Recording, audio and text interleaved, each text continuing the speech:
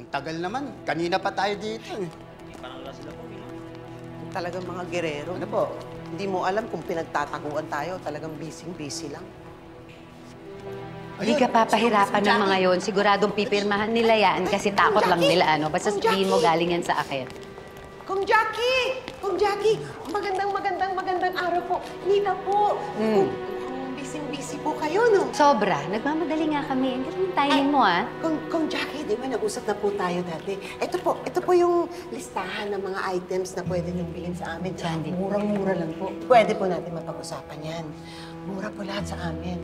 Mga walis, mga gamot, mga relief goods. Bagsak presyo po kasi malapit na mag-expire. Kahit anong hanap ninyo, meron po ako.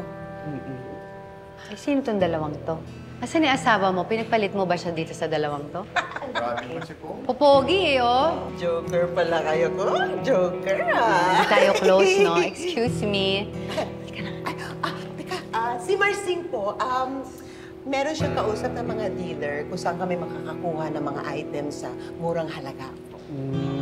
Oh, nasa kanya naman na yung listahan mo. Tatawagan ka namin pag may kailangan kami, ha? Sige po. Sige. Basta kung may kailangan kayo, ha?